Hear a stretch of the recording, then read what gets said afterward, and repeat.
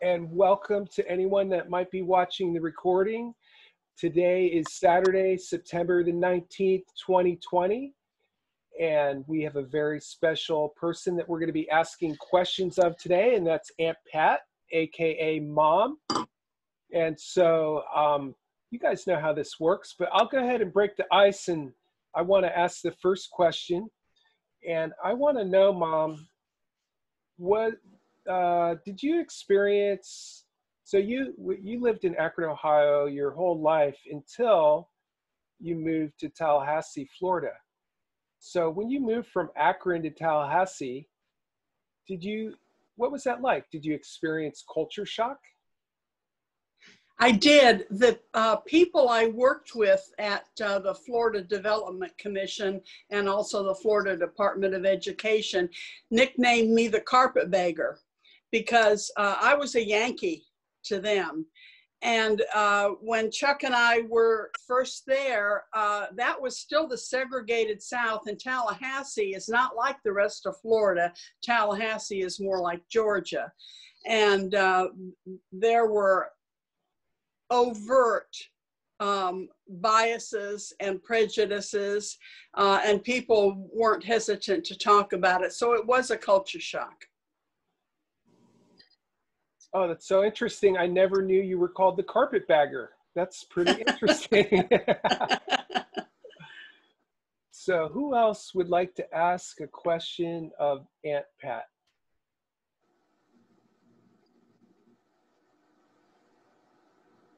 Well, thank you all for coming. And that concludes the interview. Wait, Lisa. No, Lisa has, hey, David, how are you? Lisa has her hand up. Please, Lisa. Well, yeah, I was wondering, I don't think you didn't have any family down there, right? So, and your new parents and everything, like, how did you connect with people? I'm not sure your career history or when you went to school and all that kind of stuff, so. Okay, those are two separate questions.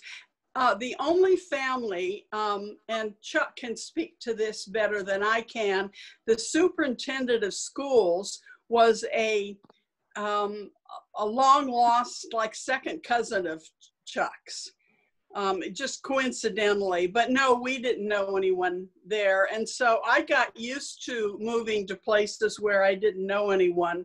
And, you know, I just sort of got used to that lifestyle.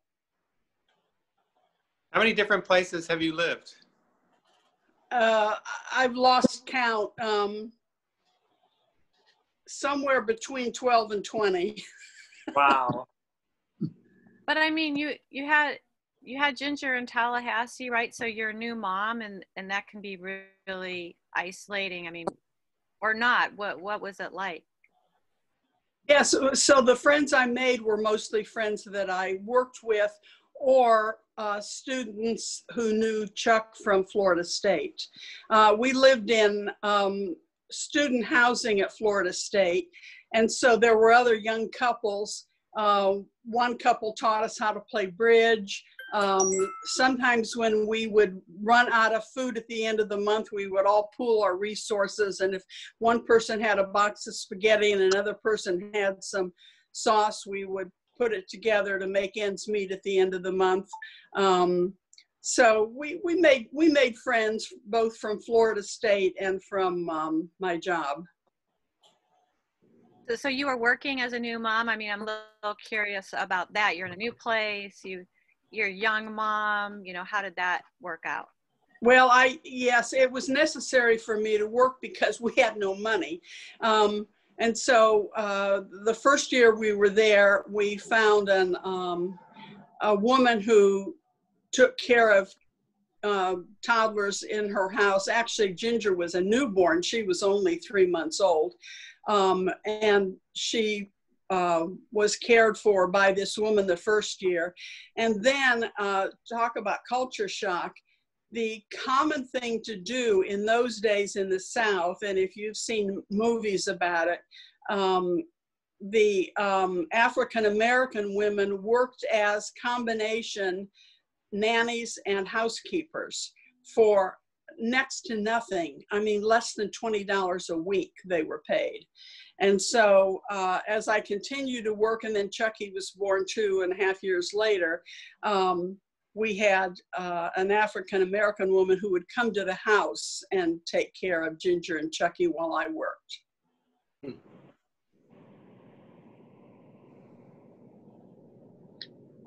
Pat, I know very little about your work career there when you and Chuck first went there. And how many different areas did you work in, and how did you get the job? Well, when I was in high school, the guidance counselor gave me some advice that I thought was sexist and a terrible advice, because I was on the college prep track. And she took me aside and she said, you know, she said, instead of taking physics and trig, she said, why don't you take shorthand and typing? And so I did. Well, it ended up saving our lives, because I was a crackerjack stenographer. And so I didn't have any trouble getting a job at all. Tallahassee's the state capital. And a lot of women were employed as secretaries. And so I got a job easily and rose in the ranks easily because I was really good at it. Sure. So I worked as a secretary the whole time. Okay.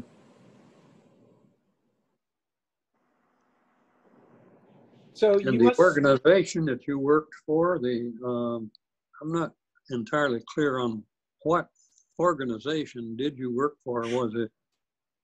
Because it was the state capital, I worked for two agencies of the state.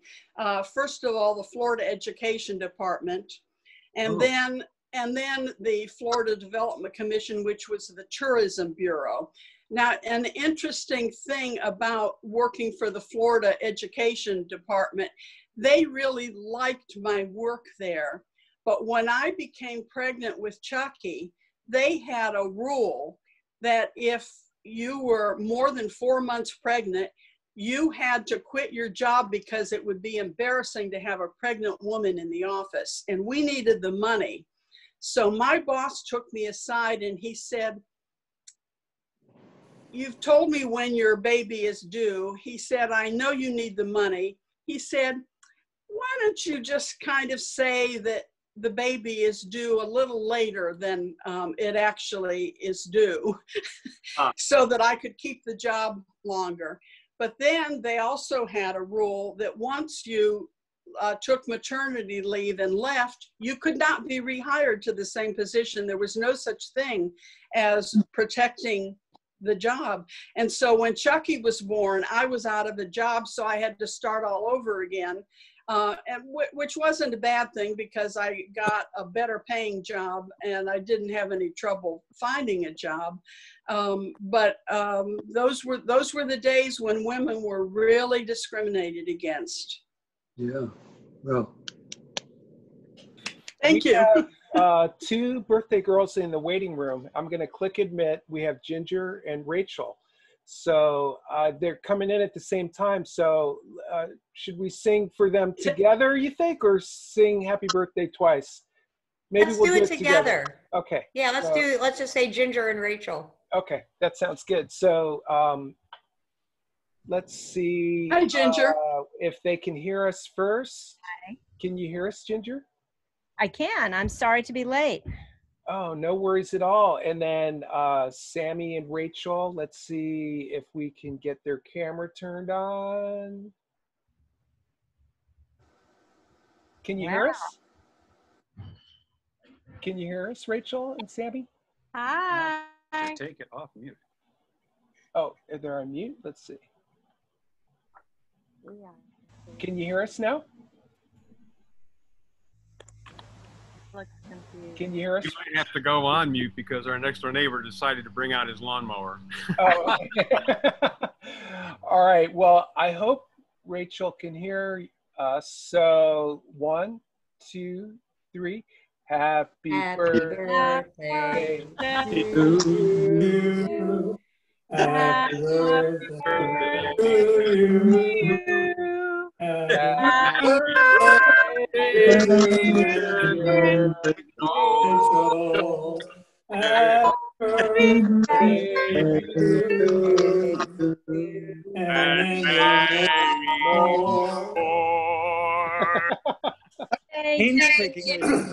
you. I love you all. That was really sweet of you. And then Group polyphony going there. Wait, Matt and I went out for a walk and we went too far. Hey, buddy. We're now. Rachel, were you wiping your eyes? I thought so. Yes. Happy birthday, honey. Happy birthday. We can't hear you. She's still on mute. She's not on mute. There's something wrong with the mic. She's Oh, not maybe mute. your microphone doesn't work. But you can type something in the chat line if.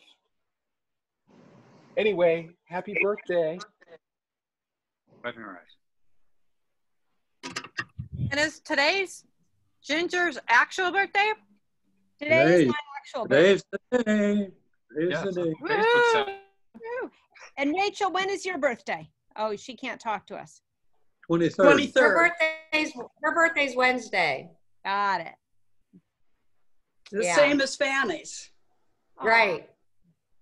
All right, so for Rachel and Ginger, we're interviewing Aunt Pat, aka Mom, and so we've asked a few questions. Now, this is being recorded, so if you want to see what you missed, I'll send out the recording later. But I want to ask a question to my mom.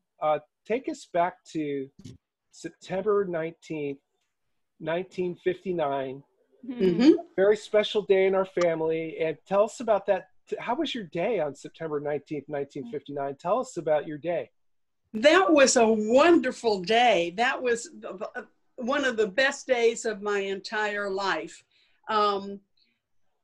Overnight, I began to feel what I thought might be labor pains. And so I woke up and had breakfast, and I told, Chuck was in Tallahassee, so he wasn't around. So I told my mother that I was having kind of like a little bit of cramping.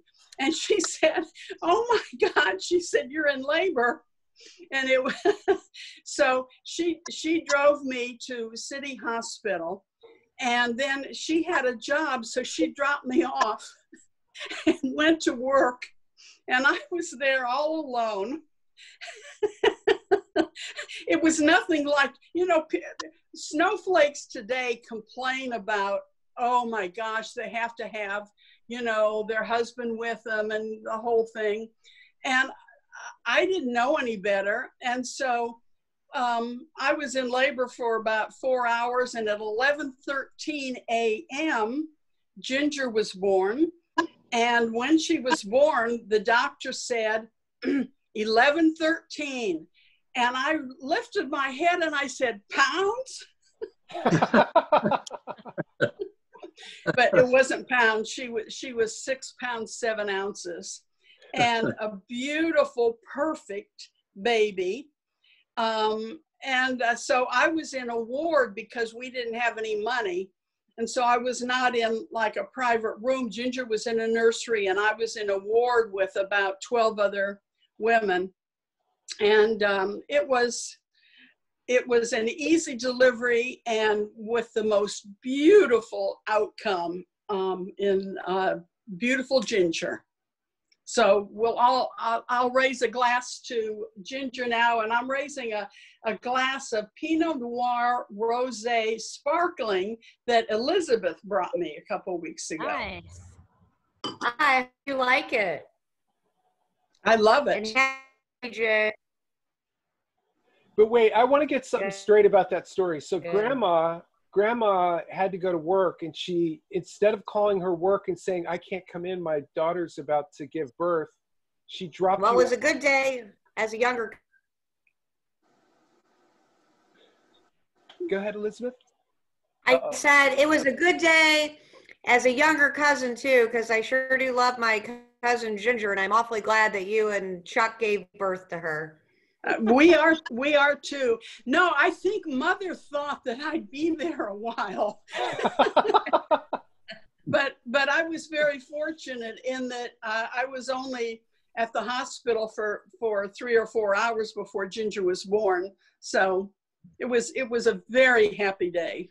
She was a very pragmatic person, my grandmother. She was, you'll be fine. Yes, and you know what? I was fine. Yeah. So when did you decide to name Ginger Virginia? Well, we had talked about it, and my mother's name is Virginia, so Ginger was named for my mother. And her middle name is Lee, and that name was named in honor of Fanny, who was Fanny Lee. So the combination, and we thought that she would be called Ginny Lee. But somehow, early on, she became Ginger. I'm not exactly sure why or how, but she's been Ginger ever since.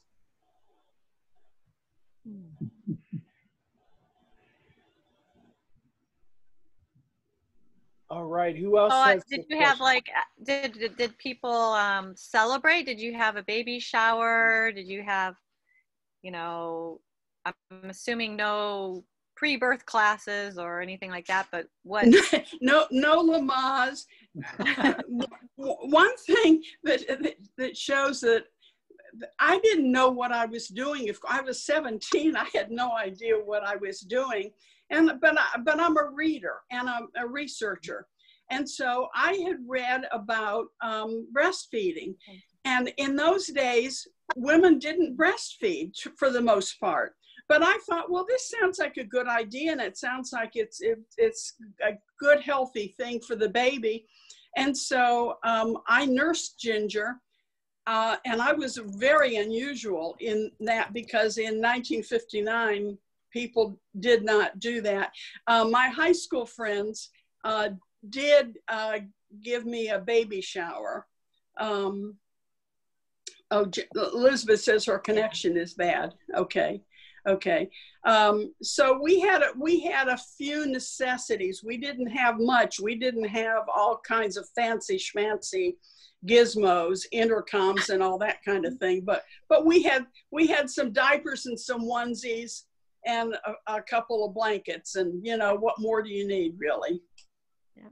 But I don't think Ginger ever felt that she was deprived of anything special. No. I mean, I remember my mom washing the diapers. Did you wash the diapers as a working woman too? Did you have disposables then? No, the disposables weren't invented, so they were cloth diapers that we had to go to a laundromat for a long time, and then after that, I had an old Ringer washing machine, and we hung them on the line. And when we traveled, when Ginger was 2 months old, Chuck and I traveled with Ginger from Akron to Tallahassee. No child safety seat to sit in.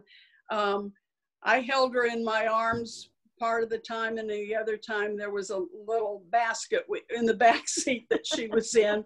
I mean, it was all terribly unsafe, but we made it. Here I am. It's all good. Yes.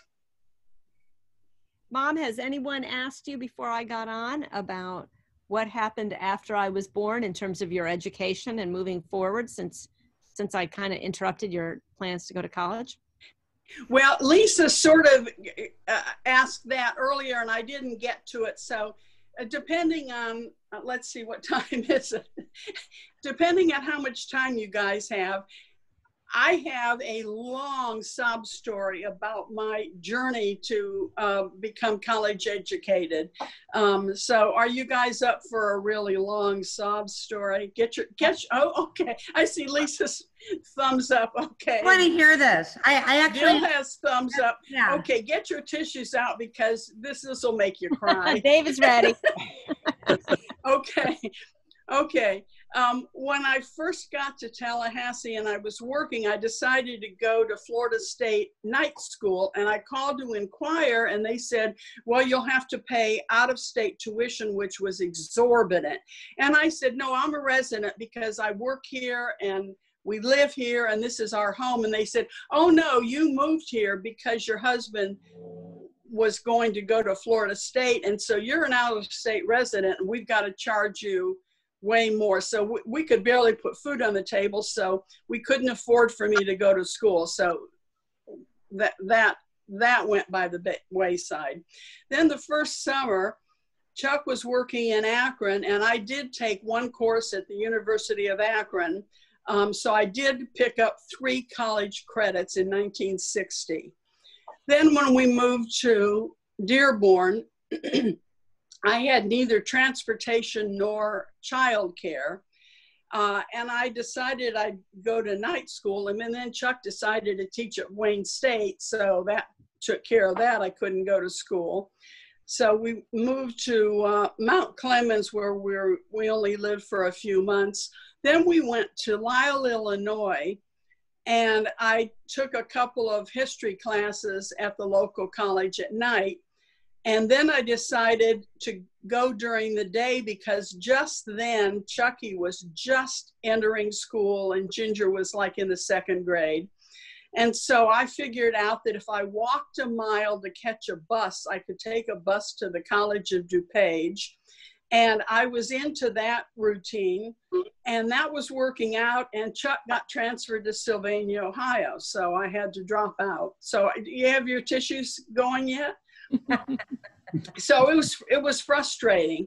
So Lisa, good job. I see your tissue, Lisa. Okay. So then we moved to Sylvania, Ohio. And again, I had neither transportation nor childcare. So I couldn't go to school there because Chuck was traveling all the time. So there was really no way I could go to school. So then we moved to Westfield. And I was delayed a little bit because Chucky had the rudeness to fall out of a tree and break his leg. So the first semester I couldn't go anyplace because we were trying to get him walking again. Sorry, Mom. And that's a whole nother story. When we interview Chucky, we can talk about that. So then I entered the local community college. And when I applied to go during the day because my plan was when Ginger and Chucky were in school, I would go take my classes. So I got a notice that the admissions director wanted to talk to me. So I went over to meet with him. And he said, well, we can admit you for night classes. And I said, I don't want to go at night. I want to go during the day when my kids are in school. And then I'll be home with them at night when they're at home. And he said, well, we wouldn't want you to take the seat of a serious student. Well, oh, yes. So I rose up and I said, Mister, you are looking at a serious student. So this is where you get your tissues out. And he was taken aback that I would argue with him. So he said, blah, blah, blah. He says, well, okay, I guess we can arrange that. So I for a couple of semesters, I went to the community college, and one of the faculty members took me aside and she said, you don't belong here. She says, why don't you go ahead and apply to Rutgers, which is a fine university. So I did. I think I mentioned last time, I had to, at my advanced age, I had to take the SATs because they only gave the ACTs in Ohio. But I did okay on the SATs and went to Rutgers. I was in the first class that graduated women because Rutgers had been an all-male college until the year that I transferred in. In fact, I had a math professor who called me Mr. Hardwick every time he returned a paper to me. He refused to acknowledge that there were women at Rutgers. And so I did graduate from Rutgers. At graduation, we sang the alma mater, which goes something like, my old father sent me to Rutgers so that I could be a man. So. Wow. And I ended up being an economics. And how were your grades? My grades were almost all A's. I have to say. Of course they were. I have to tell you the reason I became an economics major. I knew I didn't want to be a teacher or a nurse, but I didn't know really what I wanted to be. I just knew that I had a goal that I was going to get through college by hook or by crook. And so I took an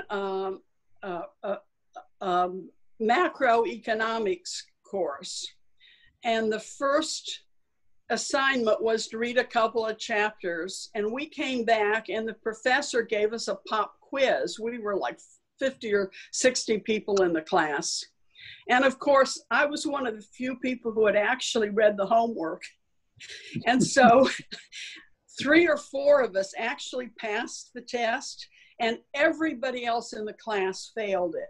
So he called the 3 or 4 of us together and he said, look, he said, this is going to be a slog. So he said, I'm going to give you an option. You can either continue to take the class, or you can not come to class anymore for the rest of the semester and just write a paper. And I wrote it on the tax cut of 1964. So I said, oh, I'll write the paper. So I got out of class, and then I thought, well, I'm a stable genius. Look how much I know about economics. More than anybody ever in the history of the world. Which was not true at all. But I said, wow, economics sounds like a good major.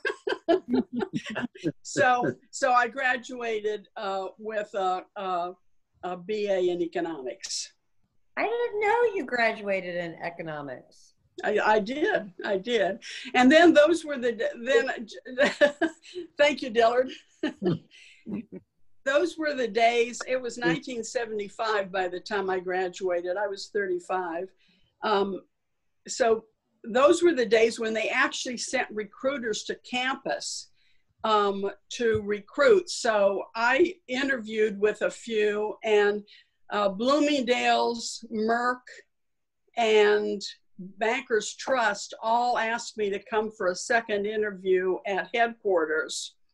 So I went to Bloomingdale's, and even though she didn't use these words, the person who interviewed me kind of said, what's a nice girl like you doing in a place like this? And she told me how tough retail was, and it was a young woman's kind of a gig. And she sized me up right, that I would not fit into the retail environment. And she probably looked at my fashion sense and said, this is not going to work at Bloomingdale's. And so I agreed with her. So then I went to interview at Merck, and I had an excellent interview, and I felt things were going really, really well. And they were about to offer me a job, and then they asked me what my husband did. And I said he worked for Pfizer. And so that put the kibosh on that. They said, oh, well, that's going to be a conflict of interest. And so we really, can't have you working for Merck when your husband works for Pfizer. So that left Bankers. You were going to steal the company secrets, right? They were afraid you would steal the company's secrets. Oh, well, say again, David. They were afraid you would steal all the company's secrets. Exactly. Okay. So that left Bankers Trust, so I accepted their job offer. And the story is going to come to an end very soon. So the first day, I reported on the Upper West Side to a Bankers Trust office to meet with the guy who was in charge of training. And he hands me this big stack of books that I could barely lift. And he said, you're going to be assigned to the Empire State Branch. So he said, all you do is hop on the subway and then get off, near the Empire State Building. And I was scared to death because, number one, I didn't think I could carry the books. I mean, the training books were that big, and I had never been on the subway before. but I wasn't about to admit that I was fearful of anything. So I said, oh, no problem. So I went to the Empire State Building and I thought, little Patty Hardwick from Akron, Ohio is going to work in the Empire State Building. This is like a dream come true. So I had the vision of a big corner office on the 24th floor of the Empire State Building. I was working in Bankers Trust Credit Department, which was located in the cellar. So anyway, that was my first job. So, okay, I'll stop now. I've bored you enough with that. Oh, good. Not boring. That's good. Yeah, that is good. That is good. So how'd you get to Diners Club? Oh, I didn't like the pay that Bankers Trust was paying. And so I kept an eye out, and I, just from a newspaper ad, I applied to Diners Club, which was paying like a third better than Bankers Trust was. And I got the job. Okay. That's where you were when I visited you and Chuck the first time. Yes, and then the second time I was working for the Lutheran Church in America when you visited me. Okay. Yeah. Yeah. What year did you appear on Jeopardy?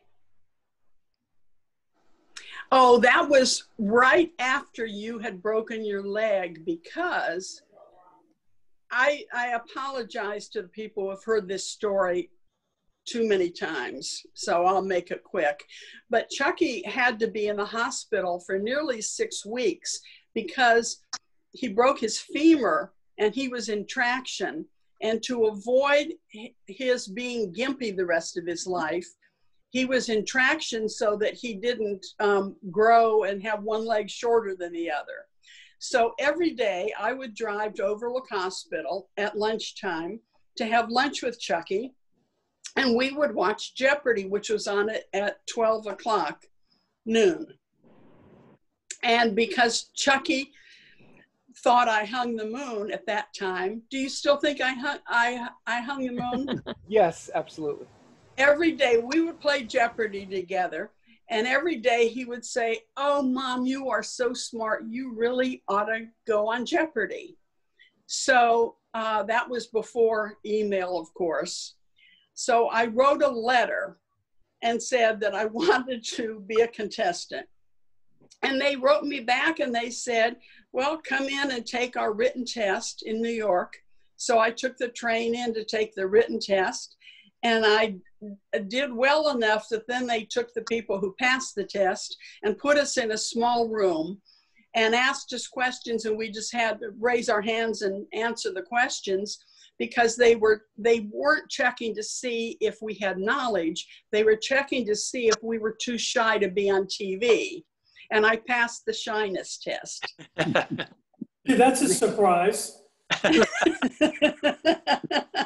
wasn't one of the first questions, the answer was the Buckeye State or something like that? Wasn't it? May have been. I've forgotten that. I don't remember, but anyway.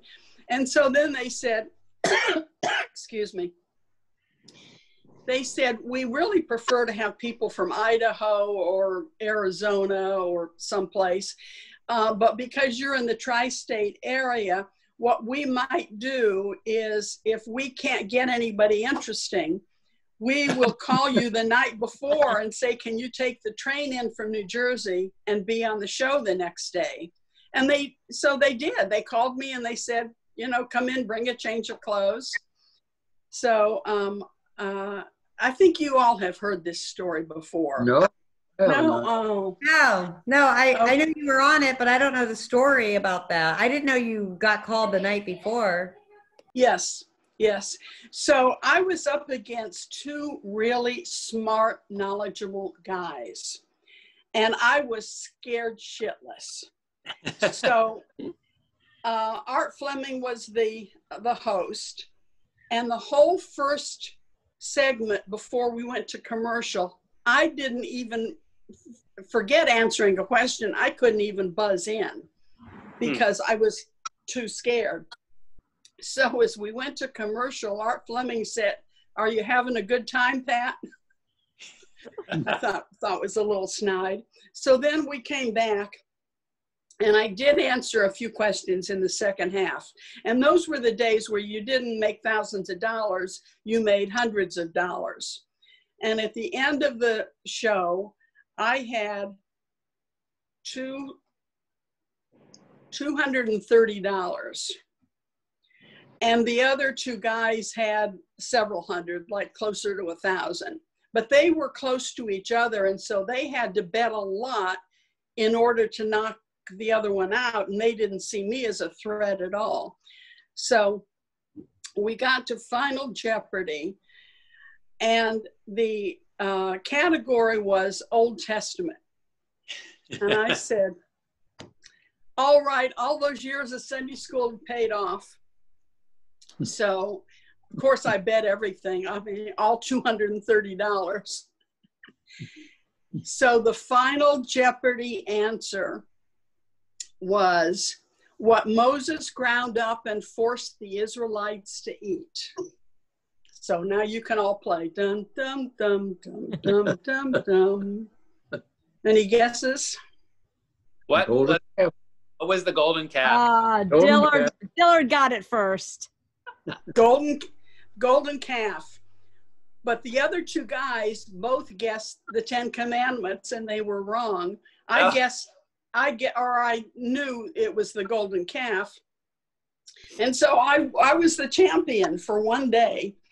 So I came home with $460, a set of Grolier encyclopedias, the home version of the Jeopardy game. And that's my 15 minutes of fame. I only know the answer to that Bible study, not from studying the Old Testament, but from watching you answer it on TV, because I saw the show. Did you? I remember. I was so excited. So excited. I remember I was so mad because David was allowed to stay home from school to watch you, and I was not. Oh, really? Yeah, you got to stay home and watch Aunt Pat, and I had to go to school, and I was jealous. Not that I even really probably knew what Jeopardy was, but I liked the idea of staying home from school. Okay, we're almost out of time. Are you all out of questions? I'm not. I have a question. I think you've made a lot of brave and bold moves in your life, and I was just wondering if you had a thought about what was the bravest thing that you've ever done on your own. Well, it was brave and stupid. That was the time that I went ziplining in Guatemala. And I learned a bad lesson from that. I thought you were going to say that. Story ends. What was that, Elizabeth? I said, I know how that story ends. I remember when you did that. Yeah. I know that story. Yeah. Well,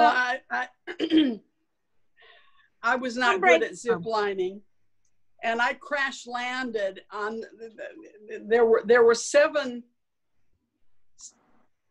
You had to zip line 7 times to get to the bottom of the mountain. And the first time I crash landed into the rocks on the other side. And my leg looked like a map of Central America because I was bruised and bleeding. And I was up there with 14-year-old guides who spoke no English, and I spoke no Spanish.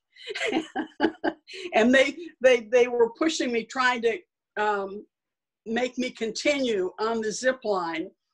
And I kept saying, no mas, no mas. So I finally, somehow, using sign language, talked one of the 14-year-old guides into walking me down the mountain with this sort of, fortunately, my leg was not broken. It was just bruised and bloody, but everything. But with regard to courage, I have 2 qualities that I was born with that are both good and bad. I am resilient and I'm flexible. Not physically flexible, but mentally flexible. And so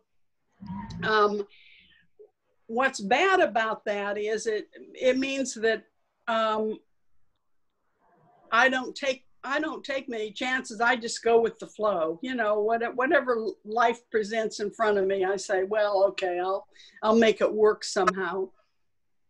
So I haven't been terribly courageous. I've just naturally been resilient and flexible. I wish we had more time. I'd make you tell everybody the story about the time you went to the wrong island. Oh. I'll tell it quickly because it is a good story. Hysterical. Lisa and Dave know that I lived in Rhode Island for a while, and we used to get together regularly. And so the whole time I was in Rhode Island, I kept thinking, you know, one of these days I've got to get to Martha's Vineyard. I just heard something. Sorry. Okay. It's continue. Okay. Okay. I've got to get to Martha's Vineyard. But I kept putting it off, or I was too busy. And then I got transferred back to New York. And so I said, this weekend I am going to Martha's Vineyard. So I looked up the ferry schedule, and there were two places you could take the ferry from. Woods Hill was one, but there was an easier place for me to get to from Rhode Island. So I drove down, and I had the ferry schedule in mind, and I get to the what do you call the ferry port, whatever it was. And I saw the ferry, and it was right on time, so I hopped on, and I thought, well, this is kind of a small ferry to be going to Martha's Vineyard, but you know, this is not the biggest port. So I got on the ferry, and we ended up at an island, and it was time to disembark. And so most of the people stayed on the ferry, but I got off, and it looked a little deserted, and I thought, gee, I thought Martha's Vineyard would be a little bit more built up than this. It wasn't what I had imagined it to be. So I walked up to what I thought was the town, and I came to a little t-shirt and mug shop, and that was, about the town. So I went in and I said, I'm confused, like where is the town? And they said, well, honey, this is the town. And I looked very confused, and they said, are you lost? And I said, well, I thought I was on Martha's Vineyard. And she said, well, honey, you're on Cuttyhunk Island. And and Cuttyhunk Island is a little fishing island that has nobody there. And I said, well, I said, maybe I'll just go back and catch the ferry back. And she said, that ferry only stops here this time of the morning and late in the afternoon. She said, you're stuck here all day. Oh. So not because I am resilient and flexible, I said, well, okay, I'll make the best of this. I said, I'll go ahead and get myself a nice Bloody Mary and some lunch. And she says, oh, honey, she says, we're a dry island. And the restaurant, we're on the wrong island. I didn't hear you, Dave. David. I said, boy, you in the wrong island. Yes, I was in the wrong island. So the restaurant was a hot dog shop. So fortunately, because I have this phobia that I'm always caught someplace without something to read, I actually had a book with me because I take a book any place I go. And so I spent the day on Cuttyhunk Island eating hot dogs and sitting there reading a book until the ferry came back. So I never did make it to Martha's Vineyard.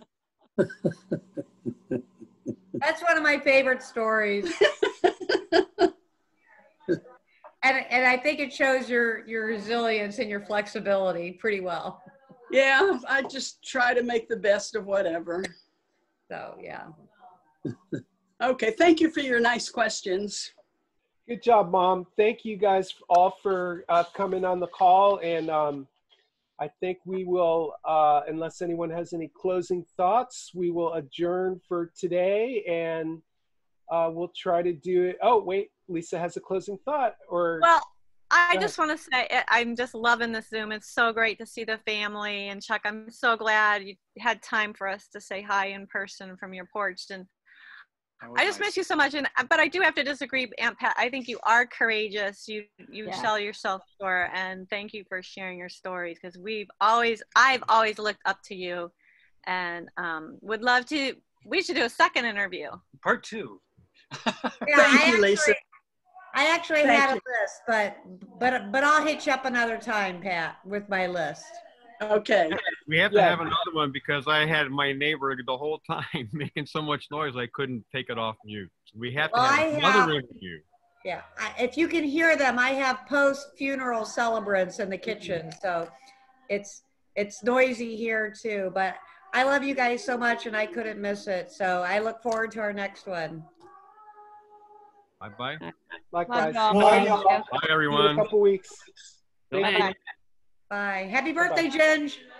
Thanks.